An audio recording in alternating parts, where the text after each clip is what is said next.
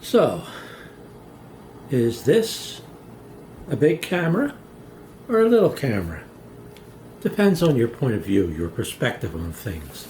I can see that I'm already making the camera shake by hitting the table and moving my feet around. Let's see what that looks like. Oh, there's a shaky video. Anyway, this is the Panasonic ZS100. I wanted a compact camera for a long time. I usually buy Sony, but the prices have become prohibitive on those things. So I got this. What did I just do? I thought I turned it on, I turned it off. Okay, there, I turned it on. I wanted this because of two reasons. One, I'm getting old, and two, I'm getting old and feeble. So I thought that carrying around a small compact camera might work for me. Has a 1-inch sensor.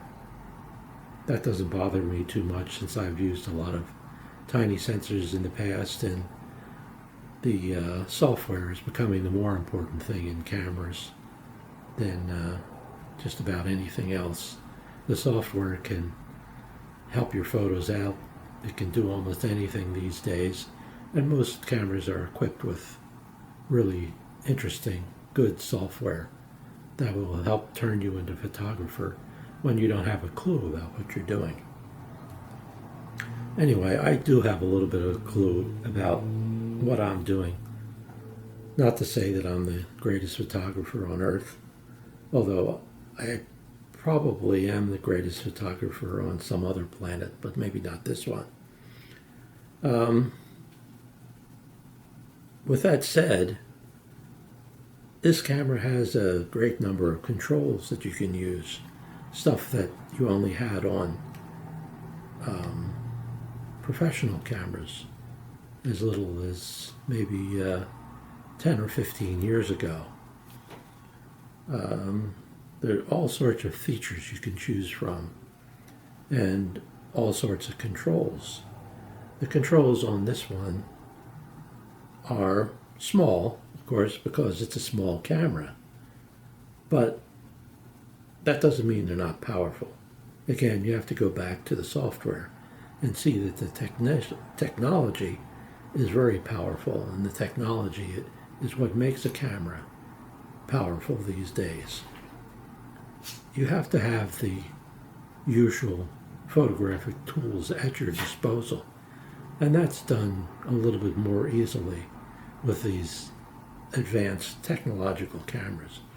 Of course, you have the controls, you have the mode dial here on top, which is something that you're going to want to use a lot if you really want to take decent pictures, if you really want to come to know what you're doing with the camera. With the mode dial on this one, you can switch between full manual, shutter, aperture priority, or program.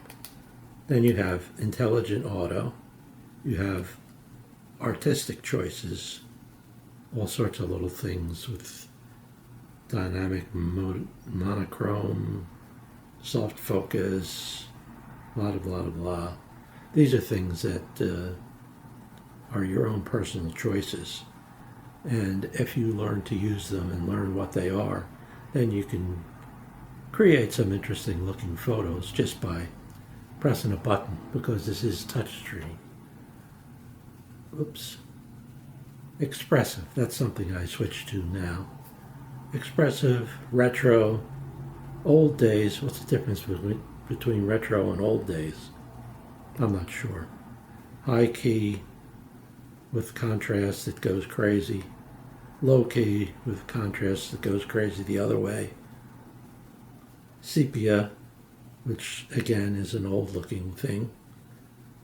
Monochrome, well, we know what that is. That's what all cameras used to be before color came along in approximately the year 3000 BC. And you have dynamic monochrome, which makes everything more dramatic with light and dark.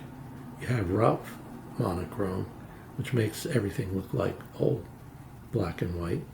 You have silky monochrome. You have toy pop, which kind of darkens the edges. They have toy effect, cross process, different colors look different, high dynamic range. That's kind of interesting. I don't think I've even used that. Bleach bypass, miniature effect, soft focus. I like soft focus, and this camera does a pretty good job of it.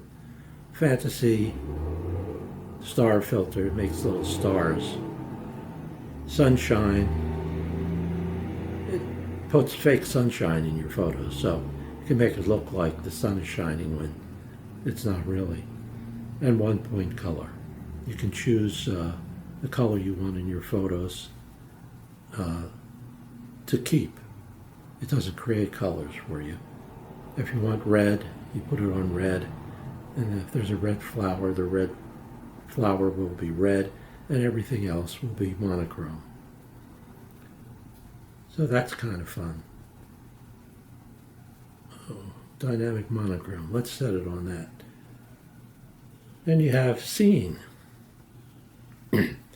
Now here we go again. You have monochrome, clear portrait, silky skin portrait for people with acne, I guess, if you want to take pictures of your teenage children. Backlit softness. That's interesting. There's a lot of light in the background, but you want to soften a person's portrait. Clear in the background, and that makes the subject stand out a little bit. Relaxing tone. I don't know how a camera can make somebody relax. They generally make you crazy. Sweet child's face. That's kind of interesting. I'd like to see somebody try to take a picture of my face and turn it into a sweet child's face. You have distinct scenery. You have bright blue sky. You have a romantic sunset glow. Vivid sunset glow. It's a difference between vivid and romantic. They both make you feel weird. Glistening water. Clear nightscape. What do you want? An unclear nightscape? Of course you want a clear nightscape. Cold night sky makes it look a little bluer. Oops, we skipped one. Warm glowing nightscape. That makes it look a little oranger. Artistic nightscape. That makes these squiggly lines.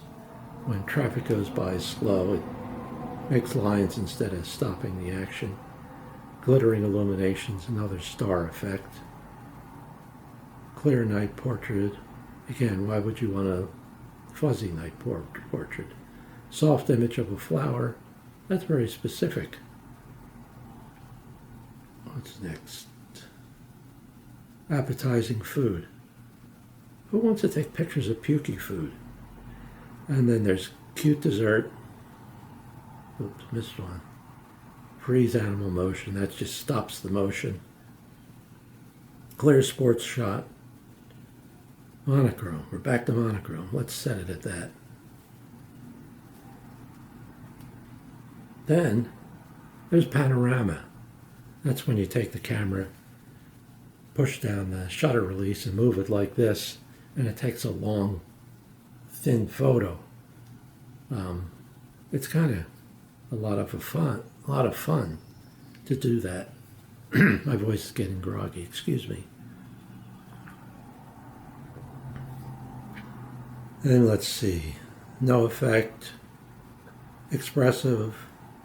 Retro. Old. Oh, this is just the same thing we saw before. And you have custom, where you can make your settings into a custom setting, which holds them for you, reserves them for you, preserves them for you, makes them dance for you. Where if you want to take a sports shot, you can have a fast shutter speed, something like that, or anything you want, you can set it in the menu. Then you have intelligent movie. Now they're all different settings with this. I leave it on high speed because with high speed you can get slow motion video, which I like a lot. But there are other things on here. You have to press the menu button and then you can see the different things. You can have the filter settings, which you can use to shoot movies with different filters on them, like the monochrome, the dynamic monochrome, the expressive, all that. I have the high-speed video on. Let's see, highlight, shadow, resolution, iZoom. You can have 4K live cropping, where you designate part of the photo, say the upper left-hand square, and then you set that as the beginning point, and then you set an end point to make it the full frame. So the shot will slowly go in motion so that it opens up from the upper left-hand corner to include the full frame. It's kind of a neat effect. You can set it to 20 seconds or 40 seconds. Let's see what else we have here. Snap movie. If you want to take a neat looking movie really quick, you have different timer settings in that too, like 4 seconds, 8 seconds, and it'll actually pull the focus for you, which means it'll shift it from one point to another, and it'll also change the movie during the course of the recording from color to black and white, or black and white to color. So that's about that for that. And we're back to the end of the mode manual. This is a neat little camera. I've gotten some cool shots with it. It has a zoom of 25 to 250, which is quite a good zoom. I found at the higher end, you don't really get great quality. It's sometimes good quality. There's another cool thing on here though. When you use the eye auto setting on the mode dial, you can shoot up to 500 millimeters, which is really a stretch. I haven't gotten too many great photos with that, but in a pinch, if you really need a long telephoto zoom, you can use that and you can get the shots you want. Sometimes you get really nice, sharp shots, but I haven't figured out why that happens sometimes and not other times. Anyway, here I am switching the mode dial around to see if I forgot anything. The mode dial has a lot of settings on it, but you can press this menu set button on the back of the camera to find some other settings that you might find useful, things that'll make your pictures look better. You can change from standard to vivid and that sort of thing. There's one last thing I want to talk about that really helps a lot, and that is this F3 button on the lower right corner called the Q menu. Press that and you have access to a lot of your changes.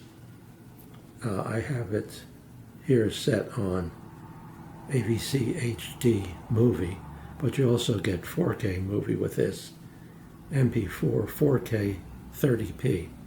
That's really not good for action, but it gives a nice effect with just about anything else.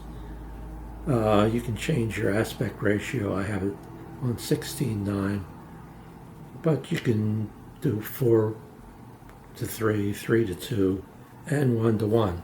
Make a nice square picture for your friends who are nerds.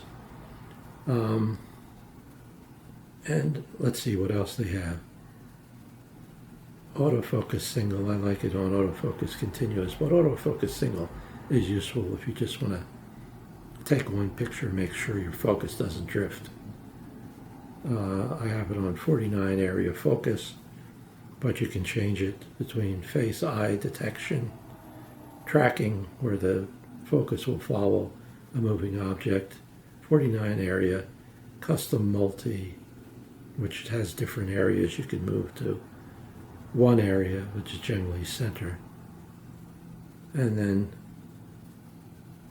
there's a little addition sign here, which I don't know what it does, and when I touch it, it doesn't do anything. Anyway, I'll put it on back on 49 area and exit.